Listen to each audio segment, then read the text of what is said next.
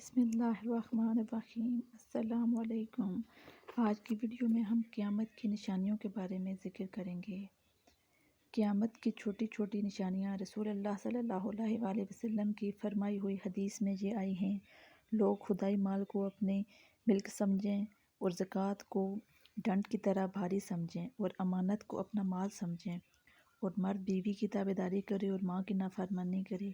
اور باپ کو غیر سمجھیں اور دوست کو اپنا سمجھیں، اور دین کا علم دنیا کمانے کو حاصل کریں، اور سرداری اور حکومت ایسوں کو ملے جو سب میں نکمے ہوں، یعنی بدذات اور لالچی اور بدخلق، اور جس کام کے لائق نہ ہوں وہ کام اس کے سپرد ہو، اور لوگ ظالموں کی تعظیم اور خاطر اس خوف سے کریں کہ یہ ہم کو تکلیف نہ پہنچائیں، اور شراب کھلم کھلا پی جانے لگے، اور ناچنے گانے والی عورتوں کا رواج ہو جائے، اور ڈھولک سرنگی طلبہ اور ایسی چیزیں کثرت سے ہو جائیں، اور پچھلے لوگ امت کے پہلے بزرگوں کو برا بھلا کہنے لگیں۔ رسول اللہ صلی اللہ علیہ وآلہ وسلم فرماتے ہیں کہ ایسے وقت میں اور سب طرف کافروں کا زور ہو جائے اور چھوٹے چھوٹے طریقے نکلنے لگیں۔ جب یہ ساری نشانیاں ہو چکیں، اس وقت سب ملکوں میں نصارہ لوگ عیسائیوں کی عملداری ہو جائے، اور اسی زمانے میں شام کے ملک میں ایک شخص ابو سفیان کی اولاد سے ایسا پیدا ہو کہ بہت سیدوں کا خون کرے، اور شام اور مصر میں اس کے حکم احکام چلنے لگیں۔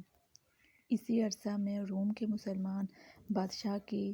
نصارہ کی ایک جماعت سے لڑائی ہو اور نصارہ کی ایک جماعت سے صلح ہو جائے۔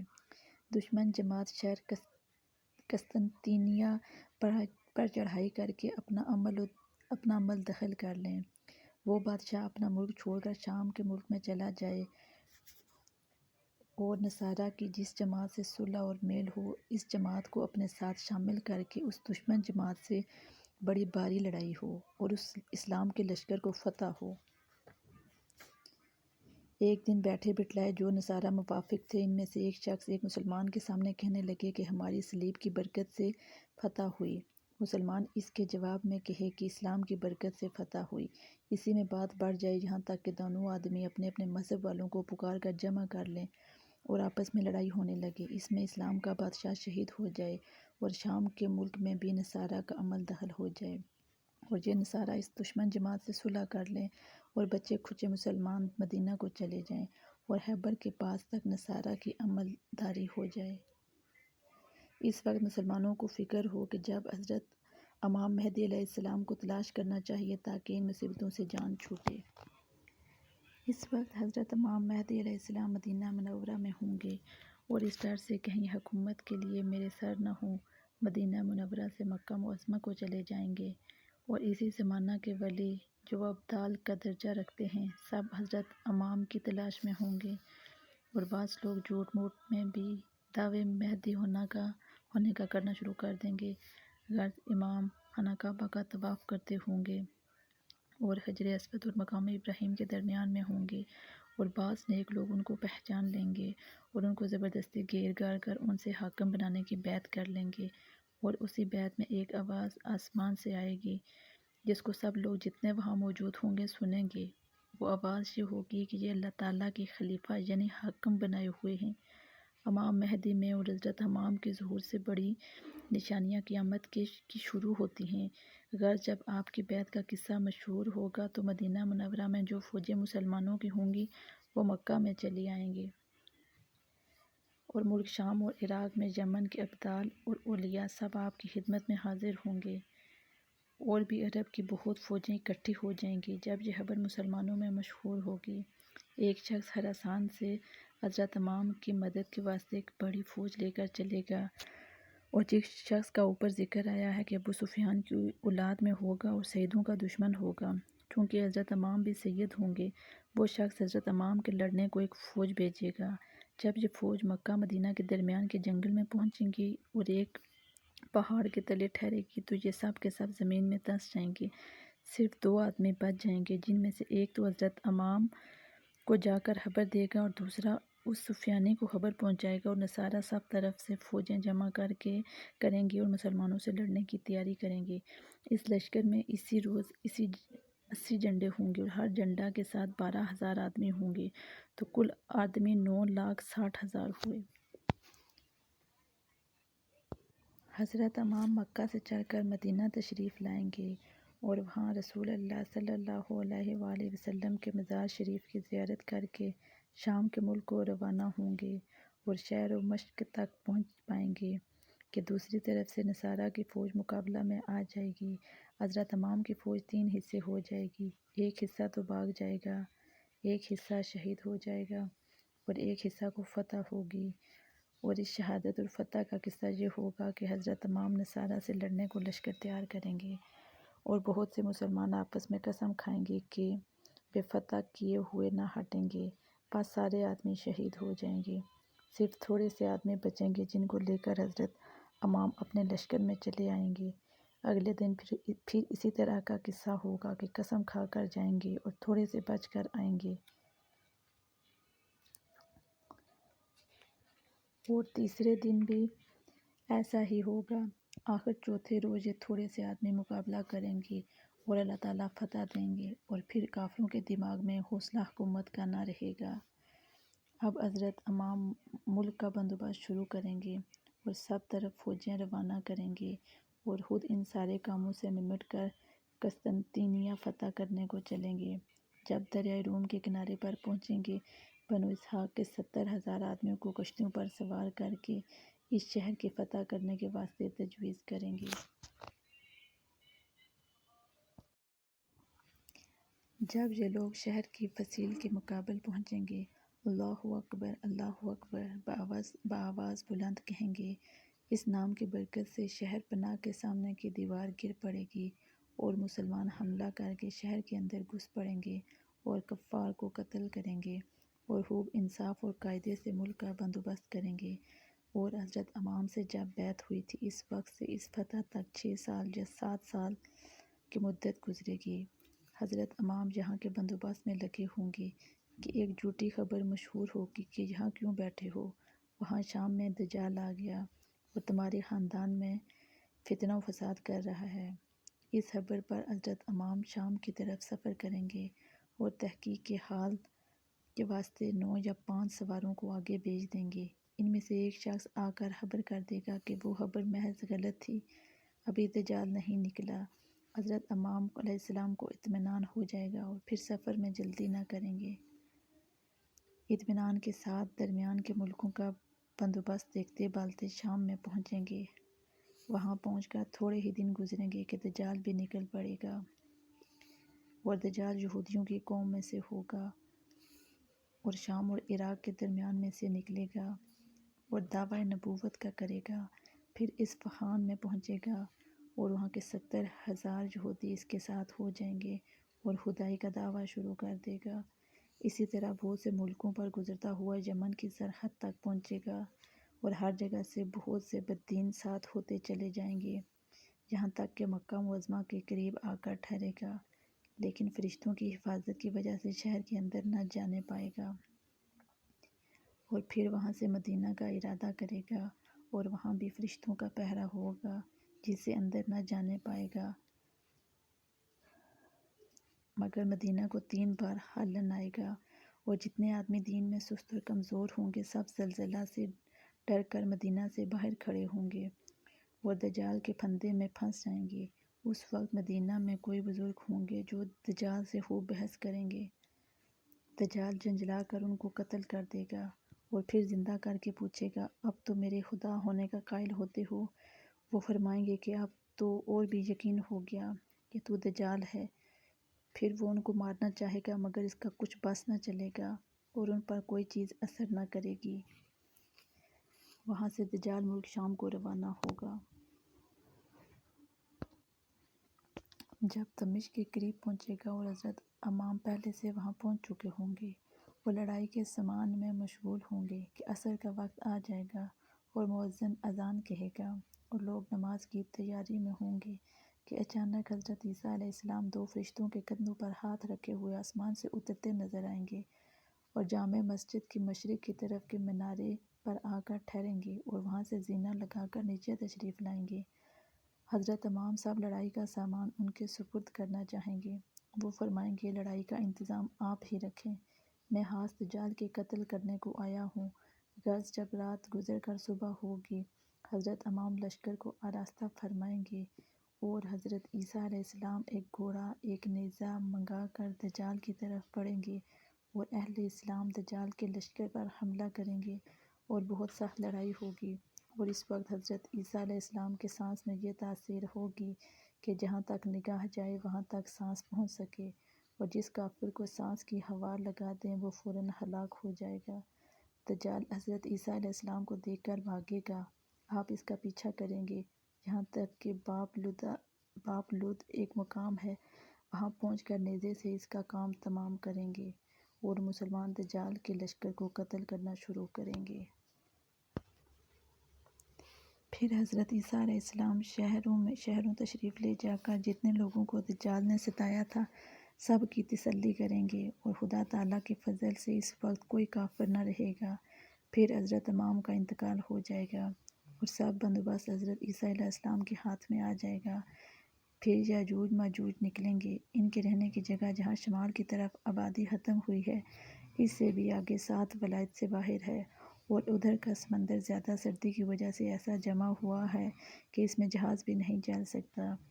حضرت عیسیٰ علیہ السلام مسلمانوں کو خدا تعالیٰ کے حکم کے موافق طور پہاڑ پر لے جائیں گے اور یاجوج ماجوج بڑا ادھم مچائیں گے، آخر کو اللہ تعالیٰ ان کو ہلاک کریں گے، اور عیسیٰ علیہ السلام پہاڑ سے اتر آئیں گے، اور 40 برس کے بعد حضرت عیسیٰ علیہ السلام وفات فرمائیں گے اور ہمارے پیغمبر صلی اللہ علیہ وآلہ وسلم کے روضہ میں دفن ہوں گے، اور آپ کی گدی پر ایک شخص ملک یمن کے رہنے والے بیٹھیں گے جن کا نام جہجاج ہوگا اور قحطان کے قبیلے سے ہوں گے، اور بہت دینداری اور انصاف کے ساتھ حکومت کریں گے۔ ان کے بعد آگے پیچھے اور کئی بادشاہ ہوں گے، پھر رفتہ رفتہ نیک باتیں کم ہونا شروع ہوں گی اور بری باتیں بڑھنے لگیں گی۔ اس وقت آسمان پر ایک دھواں سا چھا جائے گا اور زمین پر برسے گا جس سے مسلمانوں کو زکام اور کافروں کو بے ہوشی ہوگی۔ 40 روز کے بعد آسمان صاف ہو جائے گا اور اسی زمانہ کے قریب بقرعید کا مہینہ ہوگا۔ 10ویں تاریخ کے بعد فتنہ ایک رات اتنی لمبی ہوگی کہ مسافروں کا دل گھبرا جائے گا اور بچے سوتے سوتے اکتا جائیں گے، اور چوپائے جانور جنگل میں جانے کے لیے چلانے لگیں گے اور کسی طرح صبح نہ ہوگی، یہاں تک کہ تمام آدمی ہیبت اور گھبراہٹ سے بے قرار ہو جائیں گے۔ جب 3 راتوں کی برابر وہ رات ہو چکے گی، اس وقت سورج تھوڑی روشنی لیے ہوئے جیسے گھن لگتے وقت ہوتا ہے مغرب کی طرف سے نکلے گا۔ اس وقت کسی کا ایمان یا توبہ قبول نہیں ہوگی۔ جب سورج اتنا اونچا ہو جائے گا جتنا دوپہر سے پہلے ہوتا ہے، پھر خدا تعالیٰ کے حکم سے مغرب ہی کی طرف لوٹے گا اور دستور کے موافق غروب ہوگا، پھر ہمیشہ اپنے قدیم قاعدے کے موافق روشن اور رونق دار نکلتا رہے گا۔ اس کے تھوڑے ہی دن کے بعد صفا پہاڑ جو مکہ میں ہے زلزلہ آ کر پھٹ جائے گا، اور اس جگہ سے ایک جانور بہت عجیب شکل و صورت کا نکل کر لوگوں سے باتیں کرے گا اور بڑی تیزی سے ساری زمین میں پھر جائے گا، اور ایمان والوں کی پیشانی پر حضرت موسیٰ علیہ السلام کے عصا سے نورانی لکیر کھینچ دے گا جس سے سارا چہرہ اس کا روشن ہو جائے گا، اور بے ایمانوں کی ناک یا گردن پر حضرت سلیمان علیہ السلام کی انگوٹھی سے سیاہ مہر کر دے گا جس سے اس کا سارا چہرہ میلا ہو جائے گا، اور یہ کام کر کے وہ غائب ہو جائے گا۔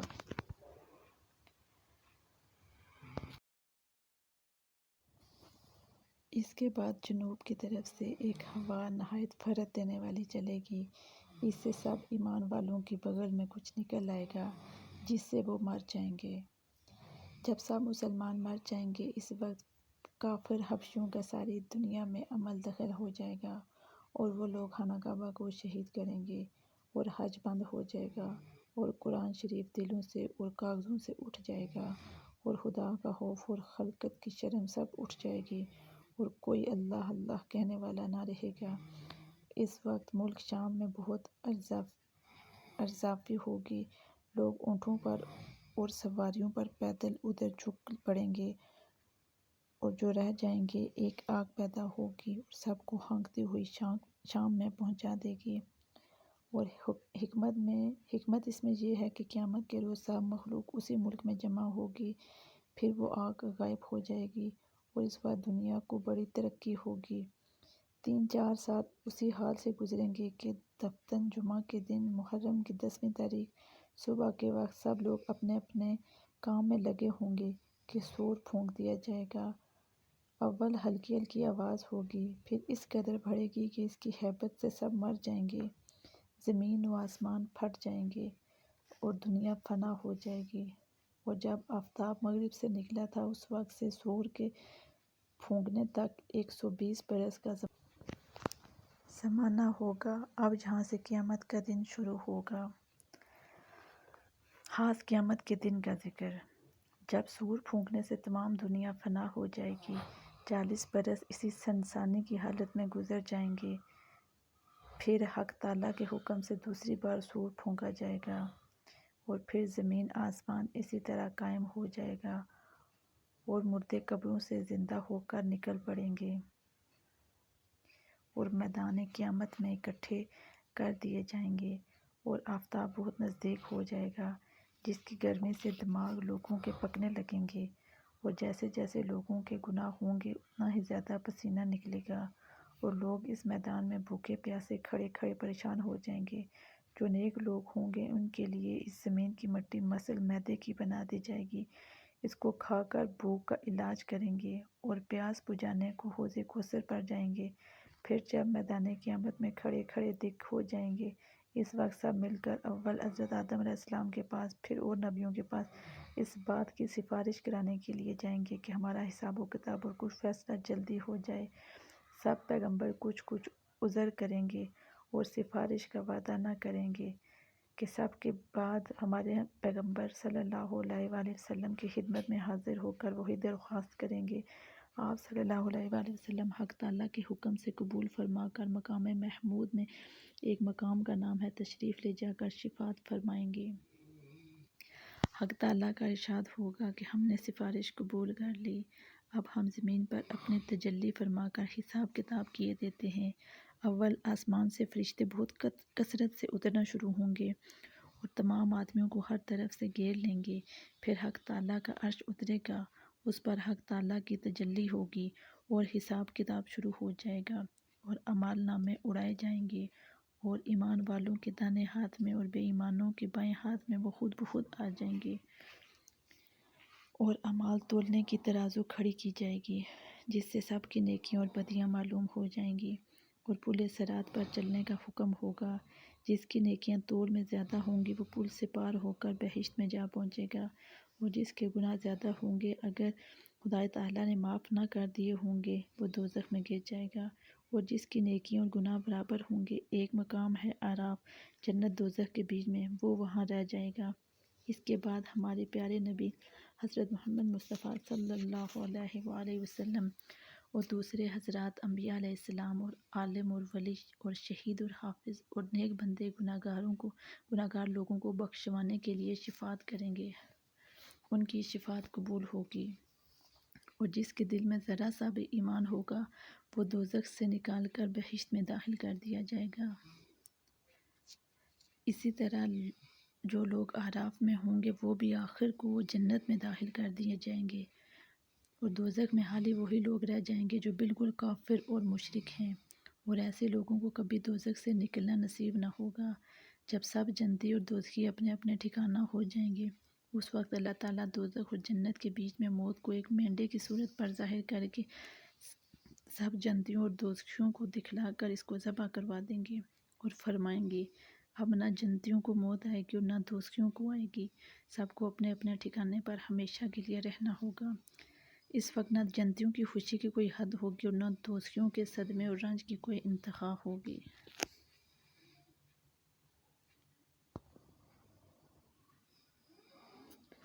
رسول اللہ صلی اللہ علیہ وآلہ وسلم نے فرمایا، اللہ تعالیٰ فرماتے ہیں کہ میں نے اپنے نیک بندوں کے واسطے ایسی نعمتیں تیار کر رکھی ہیں کہ نہ کسی آنکھ نے دیکھی اور نہ کسی کان نے سنی اور نہ کسی آدمی کے دل میں ان کا خیال آیا۔ اور رسول اللہ صلی اللہ علیہ وآلہ وسلم نے فرمایا کہ جنت کی عمارت ایک اینٹ چاندی کی ہے اور ایک اینٹ سونے کی، اور اینٹوں کے جوڑنے کا گارا خالص مشک کا ہے، اور جنت کی کنکریاں موتی اور یاقوت ہیں، اور وہاں کی مٹی زعفران ہے۔ جو شخص جنت میں چلا جائے گا چین سکھ میں رہے گا اور رنج و غم نہ دیکھے گا اور ہمیشہ ہمیشہ کو اسی میں رہے گا، کبھی نہ مرے گا، نہ ان لوگوں کے کپڑے میلے ہوں گے، نہ ان کی جوانی ختم ہوگی۔ اور فرمایا، یا رسول اللہ نے فرمایا کہ جنت میں 2 باغ تو ایسے ہیں کہ وہاں کے برتن اور سب سامان چاندی کا ہوگا، اور 2 باغ ایسے ہیں کہ وہاں کے برتن اور سب سامان سونے کا ہوگا۔ اور فرمایا رسول اللہ صلی اللہ علیہ وآلہ وسلم نے کہ جنت میں 100 درجے اوپر تلے ہیں، اور ایک درجے سے دوسرے درجے تک اتنا فاصلہ ہے جتنا زمین و آسمان کے درمیان میں فاصلہ ہے، یعنی 500 برس، اور سب درجوں میں بڑا درجہ فردوس کا ہے، اور اسی سے جنت کی 4 نہریں نکلتی ہیں، یعنی دودھ، شہد، شراب، طہور اور پانی کی نہریں، اور اس سے اوپر عرش ہے۔ تم جب اللہ سے مانگو تو فردوس مانگا کرو۔ اور یہ بھی فرمایا کہ ان میں سے ایک ایک درجہ اتنا بڑا ہے کہ اگر تمام دنیا کے آدمی ایک میں بھر دیے جائیں تو اچھی طرح سما جائیں۔ اور فرمایا رسول اللہ صلی اللہ علیہ وآلہ وسلم نے کہ جنت میں جتنے درخت ہیں سب کا تنا سونے کا ہے۔ اور فرمایا رسول اللہ صلی اللہ علیہ وآلہ وسلم نے کہ سب سے پہلے جو لوگ جنت میں جائیں گے ان کا چہرہ ایسا روشن ہوگا جیسے 14ویں رات کا چاند، پھر ان سے پیچھے جائیں گے، ان کا چہرہ تیز روشنی والے ستارے کی طرح ہوگا، نہ وہاں پیشاب کی ضرورت ہوگی، نہ پخانے کی، نہ تھوک کی، نہ رینٹ کی، کنگھیاں سونے کی ہوں گی اور پسینہ مشک کی طرح خوشبودار ہوگا۔ کسی نے پوچھا پھر کھانا کہاں جائے گا؟ رسول اللہ صلی اللہ علیہ وآلہ وسلم نے فرمایا کہ ایک ڈکار آئے گا جس میں مشک کی خوشبو ہوگی۔ اور فرمایا رسول اللہ صلی اللہ علیہ وآلہ وسلم نے جنت والوں میں جو سب سے ادنا درجہ کا ہوگا اس سے اللہ تعالیٰ پوچھیں گے اگر تجھ کو دنیا کے کسی بادشاہ کے ملک کے برابر دے دیں تو راضی ہو جائے گا؟ وہ کہے گا ہے پروردگار میں راضی ہوں۔ ارشاد ہوگا جا تجھ کو اس کے 5 حصے کے برابر دیا؟ وہ کہے گا ہے رب میں راضی ہو گیا۔ پھر ارشاد ہوگا جا تجھ کو اتنا دیا اور اس سے 10 گنا دیا، اور اس کے علاوہ جس چیز کو تیرا جی چاہے گا اور جس سے تیری آنکھ کو لذت ہوگی وہ تجھ کو ملے گا۔ اور ایک روایت میں ہے کہ دنیا اور اس سے 10 حصے زیادہ کے برابر اس کو ملے گا۔ اور فرمایا رسول اللہ صلی اللہ علیہ وآلہ وسلم نے کہ اللہ تعالیٰ جنت والوں سے پوچھیں گے کہ تم خوش بھی ہو؟ وہ عرض کریں گے کہ بھلا خوش کیوں نہ ہوتے، آپ نے تو ہم کو وہ چیزیں دی جو آج تک کسی مخلوق کو نہیں دی۔ ارشاد ہوگا کہ ہم تم کو ایسی چیز دیں جو ان سب سے بڑھ کر ہو۔ وہ عرض کریں گے کہ اس سے بڑھ کر کیا چیز ہوگی؟ ارشاد ہوگا کہ وہ چیز یہ ہے کہ تم سے ہمیشہ خوش رہو گے، کبھی ناراض نہ ہو، کہ میں تم سے ہمیشہ خوش رہوں گا، کبھی ناراض نہ ہوں گا۔ اور فرمایا رسول اللہ صلی اللہ علیہ وآلہ وسلم نے کہ جب جنت والے جنت میں جا چکیں گے اللہ تعالیٰ ان سے فرمائیں گے تم اور کچھ زیادہ چاہتے ہو میں تم کو دوں؟ وہ عرض کریں گے ہمارے چہرے آپ نے روشن کر دیے، ہم کو جنت میں داخل کر دیا، ہم کو دوزخ سے نجات دے دی، اور ہم کو کیا چاہیے؟ اس وقت اللہ تعالیٰ پردہ اٹھائیں گے، اتنی پیاری کوئی نعمت نہ ہوگی جس قدر اللہ تعالیٰ کے دیدار میں لذت ہوگی۔ اور فرمایا رسول اللہ صلی اللہ علیہ وآلہ وسلم نے کہ دوزخ کو 1000 برس تک دھونکایا یہاں تک کہ اس کا رنگ سرخ ہو گیا، پھر 1000 برس تک دھونکایا یہاں تک کہ سفید ہوگی، پھر 1000 برس تک اور دھونکایا یہاں تک کہ سیاہ ہوگی، اب وہ بالکل سیاہ تاریک ہے۔ اور فرمایا رسول اللہ صلی اللہ علیہ وآلہ وسلم نے کہ تمہاری یہ آگ جس کو جلاتے ہو دوزخ کی آگ سے 70 حصے تیزی میں کم ہے، وہ 70 حصے اس سے زیادہ تیز ہے۔ اور فرمایا رسول اللہ صلی اللہ علیہ وآلہ وسلم نے کہ اگر ایک بڑی بھاری پتھر دوزخ کے کنارے سے چھوڑا جائے اور 70 برس تک برابر چلایا جائے تب جا کر اس کی تلی میں جا پہنچے۔ اور فرمایا رسول اللہ صلی اللہ علیہ وآلہ وسلم نے کہ دوزخ کو لایا جائے گا، اس کے 70,000 باغیں ہوں گی، اور ہر ایک باغ کو 70,000 فرشتے پکڑے ہوں گے،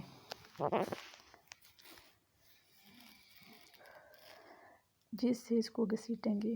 اور فرمایا رسول اللہ صلی اللہ علیہ وآلہ وسلم نے کہ سب میں ہلکا عذاب دوزخ میں ایک شخص کو ہوگا کہ اس کے پاؤں میں فقط آگ کی 2 جوتیاں ہیں، مگر اس سے اس کا بھیجا ہنڈیا کی طرح پکتا ہے، اور وہ یوں سمجھتا ہے کہ مجھ سے بڑھ کر کسی پر عذاب نہیں۔ اور فرمایا رسول اللہ صلی اللہ علیہ وآلہ وسلم نے کہ دوزخ میں ایسے بڑے سانپ ہیں جیسے اونٹ، اگر ایک دفعہ کاٹ لیں تو 40 برس تک زہر چڑھتا رہے، اور بچھو ایسے بڑے بڑے ہیں جہاں پالان کاٹھی کسا ہوا خچر، وہ اگر کاٹ لیں تو 40 برس تک لہر اٹھتی رہے۔ اور ایک مرتبہ رسول اللہ صلی اللہ علیہ وآلہ وسلم نماز پڑھ کر منبر پر تشریف لائے اور فرمایا کہ میں نے آج نماز میں جنت اور دوزخ کا ہو بہو نقشہ دیکھا، نہ آج تک میں نے جنت سے زیادہ اچھی کوئی چیز دیکھی اور نہ دوزخ سے زیادہ کوئی چیز تکلیف کی دیکھی۔ حدیث شریف میں آیا ہے کہ رسول اللہ صلی اللہ علیہ وآلہ وسلم نے فرمایا کہ کئی اوپر 70 باتیں ایمان کے متعلق ہیں، سب میں بڑی بات تو کلمہ طیبہ لا الہ الا اللہ محمد رسول اللہ ہے، اور سب میں چھوٹی بات یہ ہے کہ راستہ میں کوئی کانٹا، لکڑی، پتھر پڑا ہو جس سے راستہ چلنے والوں کو تکلیف ہو، اس کو ہٹا دے۔ اور شرم و حیا بھی ایمان کی انہی باتوں میں سے ایک بڑی چیز ہے۔ اس سے ارشاد معلوم ہوا کہ جب اتنی باتیں ایمان سے علاقہ رکھتی ہیں تو پورا مسلمان وہی ہوگا جس میں سب باتیں ہوں گی، اور جس میں کوئی بات ہو اور کوئی بات نہ ہو وہ ادھورا مسلمان ہے۔ یہ سب جانتے ہیں کہ مسلمان پورا ہی ہونا ضروری ہے، اس لیے ہر ایک کو لازم ہے کہ ان سب باتوں کو اپنے اندر پیدا کرے اور کوشش کرے کہ کسی بات کی کسر نہ رہ جائے۔ اس لیے ہم ان باتوں کو بیان کرتے ہیں۔ وہ سب 7 اوپر 70 ہیں، 30 تو دل سے متعلق ہیں۔ اللہ تعالیٰ پر ایمان لانا، یہ اعتقاد رکھنا کہ خدا کے سوا سب چیزیں پہلے نا امید تھی پھر خدا کے پیدا کرنے سے پیدا ہوئیں، یہ یقین کرنا کہ فرشتے ہیں، یہ یقین کرنا کہ سب پیغمبر سچے ہیں، البتہ فقط رسول اللہ صلی اللہ علیہ وآلہ وسلم کے طریقے پر چلنے کا حکم ہے، یہ یقین کرنا کہ اللہ تعالیٰ کو سب باتوں کی پہلے ہی سے خبر ہے، جو ان کو منظور ہوتا ہے وہی ہوتا ہے، یہ یقین کرنا کہ قیامت آنے والی ہے، جنت کا ماننا، دوزخ کا ماننا، اللہ تعالیٰ سے محبت رکھنا، رسول اللہ صلی اللہ علیہ وآلہ وسلم سے محبت رکھنا، اور کسی سے بھی اگر محبت یا دشمنی کرے تو اللہ تعالیٰ ہی کے واسطے کرے، ہر کام میں نیت دین ہی کی کرنا، گناہوں پر پچھتانا، خدا تعالیٰ سے ڈرنا، خدا تعالیٰ کی رحمت کی امید رکھنا، شرم کرنا، نعمت کا شکر کرنا، عہد پورا کرنا، صبر کرنا، اپنے کو اوروں سے کم سمجھنا، مخلوق پر رحم کرنا، جو کچھ خدا کی طرف سے ہوا اس پر راضی رہنا، مخلوق پر رحم کرنا، جو کچھ خدا کی طرف سے ہوا اس پر راضی رہنا، خدا پر بھروسہ کرنا، اپنی کسی خوبی پر نہ اترانا، کسی سے کینہ بغض نہ رکھنا، کسی پر حسد نہ کرنا، غصہ نہ کرنا، کسی کا برا نہ چاہنا، دنیا سے محبت نہ رکھنا،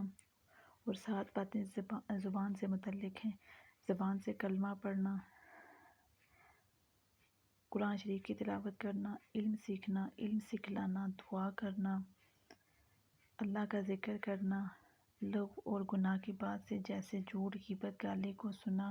خلاف شروع گانا، ان سے بچنا، اور 40-30 سارے بدن سے متعلق ہیں، وضو کرنا، غسل کرنا، کپڑے کا پاک ہونا،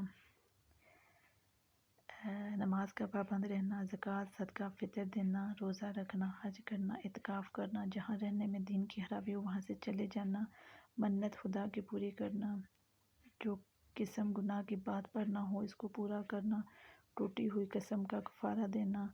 جتنا بدن ڈھکنا فرض ہے اس کو ڈھکنا، قربانی کرنا، مردے کا کفن دفن کرنا، کسی کا قرض آتا ہے اس کو ادا کرنا، لین دین میں خلاف شروع باتوں سے بچنا، سچی گواہی کا نہ چھپانا، اگر نفس تقاضا کرے نکاح کر لینا، جو اپنی حکومت میں ہے ان کا حق ادا کرنا، ماں باپ کو آرام پہنچانا، اولاد کی پرورش کرنا، رشتہ داروں ناطہ داروں سے بدسلوکی نہ کرنا، آقا کی تابعداری کرنا، انصاف کرنا، مسلمانوں کی جماعت سے الگ کوئی طریقہ نہ نکالنا، حاکم کی تابعداری کرنا مگر خلاف شرع بات میں نہ کرے، لڑنے والوں میں صلح کرا دینا، نیک کام میں مدد دینا، نیک راہ بتلانا، بری بات سے روکنا، اگر حکومت ہو تو شرع کے موافق سزا دینا، اگر وقت آئے تو دین کے دشمنوں سے لڑنا، امانت ادا کرنا، ضرورت والے کو قرضہ دینا۔